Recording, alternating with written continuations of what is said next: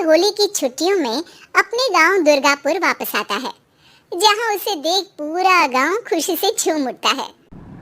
जब गया था तब इतना सा था और अब देखो कितना बड़ा हो गया है।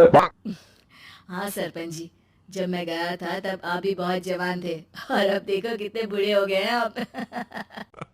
चला चलो बढ़िया है, बच्चा घर वापस आ गया। इसी खुशी में आज रात पार्टी होगी। क्या बात है, गांव में भी पार्टियां होने लगी। वैसे अगर पार्टी की बात है तो आज क्यों सीधा होली पार्टी करते हैं। होली पार्टी की बात सुन चहल पहल में अचानक सन्नाटा छा जाता है, जिसे देख मनोज को कुछ अजीब लगता है, लेकिन तभी सरपंच बात पलट देता है। अब बहुत देर हो गई, चलो सब अपने घर चलो, पार्टी के बारे में कल सोचेंगे। मनोज भी मम्मी पापा के साथ घर आ जाता है, पर होली पार्टी और उस पर पूरे गांव की खामोशी वाली बात अभी तक उसके जहन से निकलती नहीं। पापा, होली पार्टी की बात पर सब चुप क्यों हो गए थे। अरे होगी उनकी कोई अपनी बात, मुझे गांव की पंचायती थोड़ी पता है। थक गया हूँ, चलो सो जाते हैं, कल बात करते हैं। पापा की बात मानते हुए मनोज भी सोने चला जाता है। आज तो छुपा लिया, लेकिन हफ्ते बाद जब होली का दिन आएगा तब इसे कैसे रोकोगे। अगली सुबह सूरज के साथ ही मनोज भी गांव घूमने निकल जाता है, जिस पर रास्ते में उसे अपनी ही उम्र के कुछ लड़के भी मिलते हैं, जिनसे दोस्ती कर अब वो उनके साथ घूमने लगता है। इसी तरह कुछ दिन बीत जाते हैं और होली नजदीक आने लगती है। दोस्तों, होली में 4 दिन ही बचे हैं, पर गांव में उसकी कोई तैयारियां क्यों नहीं दिख रही। क्योंकि यहाँ होली नहीं मनाई जाती। अरे पर ऐसा क्यों। वो राजा भूषण, अरे तुम 4 दिन के लिए आए हो, क्या इतना सोच रहे हो। चलो कुछ खाने चलते हैं। इसी के साथ एक बार फिर होली की बात को टलते हुए देख मनोज को शक होने लगता है। वो घर पहुंचते ही इंटरनेट पर अपने गांव और राजा भूषण के बारे में जानकारी निकालने लगता है। क्या, मुझे आज तक ये नहीं पता था। ऐसा कैसे, किसी ने मुझे कुछ बताया क्यों नहीं। सारी जानकारी लेने के बाद मनोज गांव वालों या अपने मम्मी पापा से कुछ पूछे बिना खुद ही उसकी सच्चाई के बारे में छानबीन करने लगता है, जिसके चलते वो राजा भूषण की हवेली में पहुंचता है। वाह, क्या हवेली है यार। पर क्या यहाँ सच में कोई भूत है।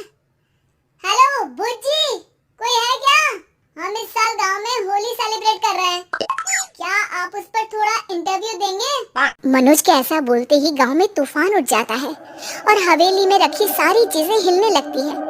एक अदृश्य शक्ति मनोज को धक्का देकर हवेली से बाहर निकाल दरवाजा बंद कर लेती है। ये सब देख मनोज हैरान रह जाता है। क्या अभी मुझे हवा ने धक्का देकर बाहर निकाल दिया। मेरे होते हुए इस गांव में कभी होली नहीं बन सकती, इसलिए दोबारा ऐसी कोशिश भी मत करना, अंजाम बुरा होगा। आवाज सुन मनोज हैरानी से इधर उधर देखने लगता है, पर उसे कोई दिखाई नहीं देता।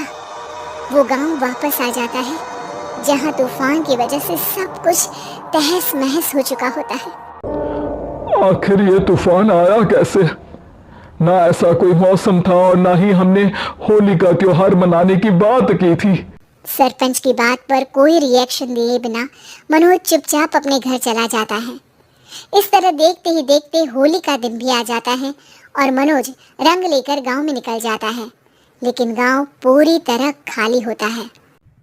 अरे त्योहार का दिन है, धूमधाम की जगह मातम क्यों मनाया हुआ है। मनोज की आवाज सुन सब अपने घर की खिड़कियां खोल के घर के अंदर से ही उसे वापस जाने के लिए कहने लगते हैं, पर वो किसी की नहीं सुनता। तुझे पहले भी समझाया था, अगर होली खेलने की कोशिश भी की तो अच्छा नहीं होगा।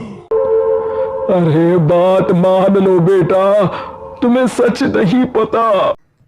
मुझे सब पता है, सालों पहले इस राजा ने एक अंधविश्वास फैलाया और आप लोग आज तक उसे मानते आ रहे हो। अरे बेटा, जब तुम पैदा भी नहीं हुए थे उससे भी बहुत पहले से इस गांव पर होली का श्राप है। अगर गांव में होली का त्योहार मनाया जाता है तो प्रलय आना पक्की बात होती है। राजा भूषण इस सब में नहीं मानते थे और त्योहार मनाने लगे, जिसके चलते होली वाले ही दिन पहले उनके बेटे की और फिर उनकी मृत्यु हो गई। तभी से गांव की रक्षा के लिए उनकी आत्मा उस हवेली में रह रही है। सबकी बातें सुन मनोज उलझन में पड़ जाता है। सोचना भी मत मनोज, अगर तुमने इस परंपरा को तोड़ने की कोशिश भी की तो उसका परिणाम इस गांव और गांव के लोगों के लिए अच्छा नहीं होगा। मुझे भी यकीन नहीं हो रहा कि आप लोग एक बेतुकी बात को मानकर सालों से रंगों के त्योहार को मातम की तरह मनाते आ रहे हो। मनोज किसी की कोई बात ना मानते हुए पूरे गांव में रंग बिखेर देता है, जिसके तुरंत बाद वहां तूफान के साथ बिजलियां गरजने लगती है। अचानक मौसम में ऐसा बदलाव देख जहां मनोज कंफ्यूजन में आ जाता है, वहीं गांव वाले डर से सहम जाते हैं।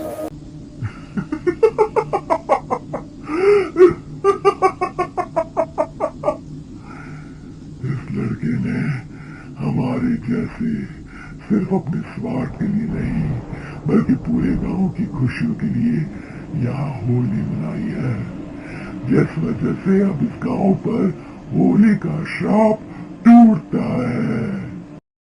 ऐसा बोलकर राजा का भूत वहाँ से गायब हो जाता है, जिसके बाद गांव के लोग धूमधाम से होली मनाते हैं।